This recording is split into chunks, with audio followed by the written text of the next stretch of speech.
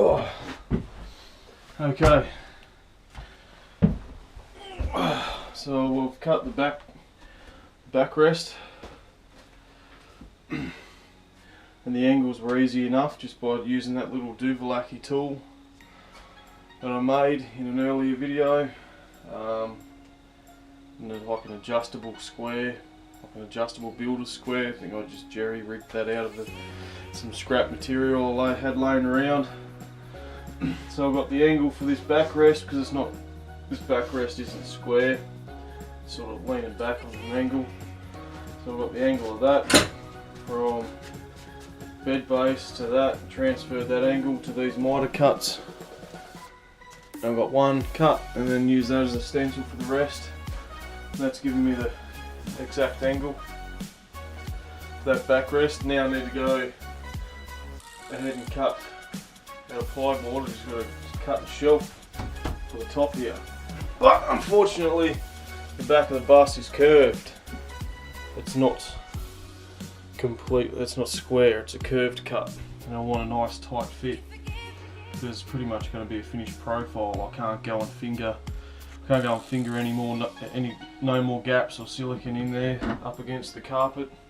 So it's just going to be super tight and be finished profile at that.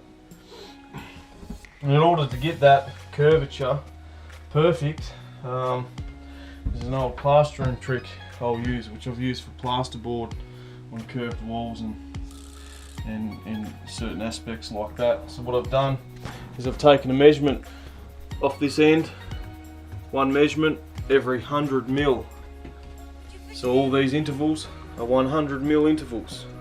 And at each interval I've measured in from the edge of my shelf, which is going to be the true straight edge, into the back of the bus. And whatever that measurement is, I'll transfer that to the timber. I'll get it cut and then hopefully that fits in there. So I'll go and do that now and I'll show you what that looks like. So this is a piece of plyboard. I'm going to use the factory cut edge as my square edge and take all the measurements off that.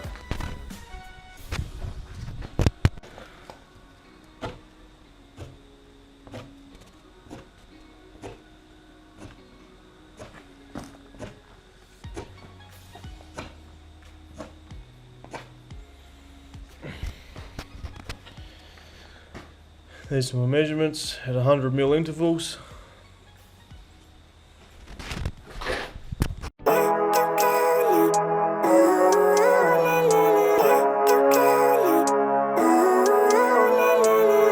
Living life, every day, late at night, not okay.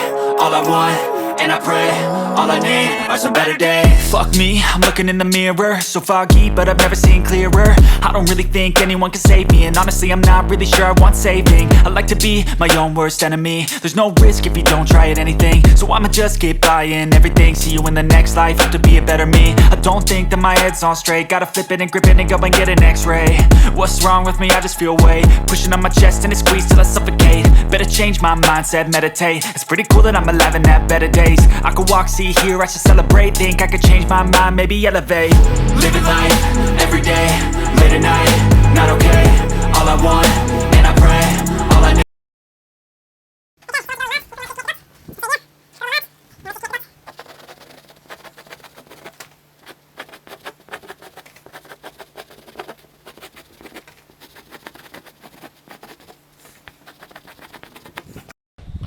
So okay, so you can see it's giving me a faint line to follow, connect the dots.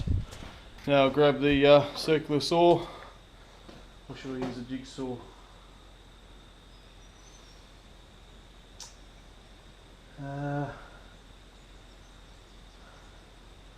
Gee, I don't know whether I should use a jigsaw or a circular saw.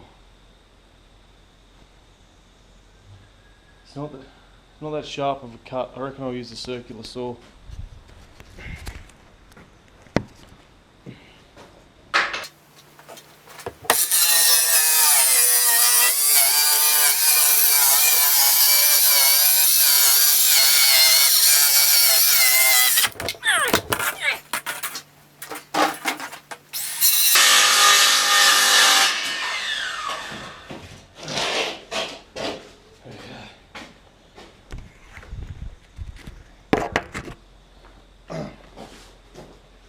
I think I'm pretty happy with that. It's going to slide in there, that's going to be on the shelf. I used a circular saw because the radius of the cut wasn't very steep or on a sharp angle, and the circular saw allows you to cut a nice smooth straight line, where with a jigsaw you sometimes tend to sort of get this waviness happening. But I'm pretty happy with that. I think that's going to work out well. I'll sand the edges, get them nice and smooth, and we'll go and test dry fit it.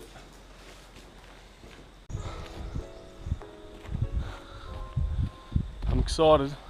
Let's go and see how this thing sits.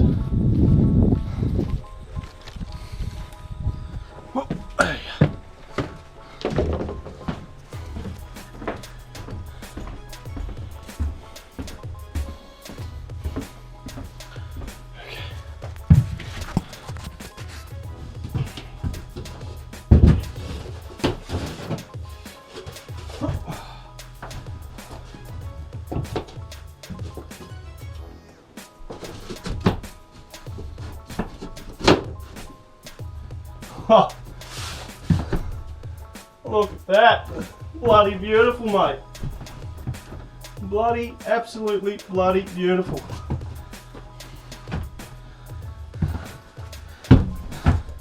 I should be a builder, not a plasterer.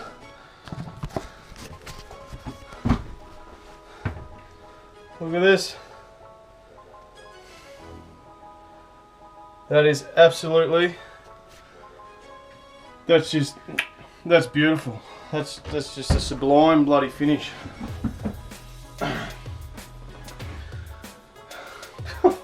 That's amazing.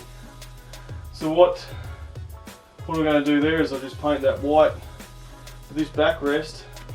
I'm going to put some plyboard on that backrest, and then to finish that off, I'm going to get like 50mm thick foam. Glue some foam to the face of the plyboard, and then get some leather upholstery, and then glue the leather.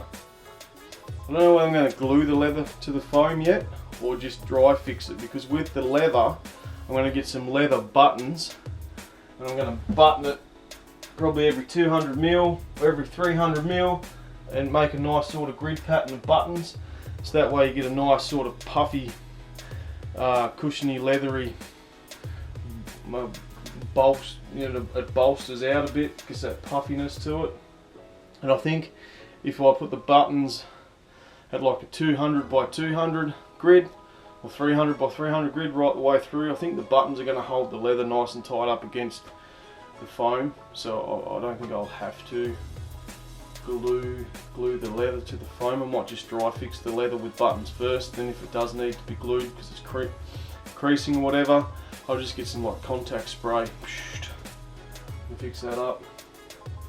So that's beautiful. That's going to work out well. I'm glad to see progress with this bus. You know, all of this galvanised stud and track and bloody sisolation and foil board that and all this other crap. I've done it all 1,000 times before.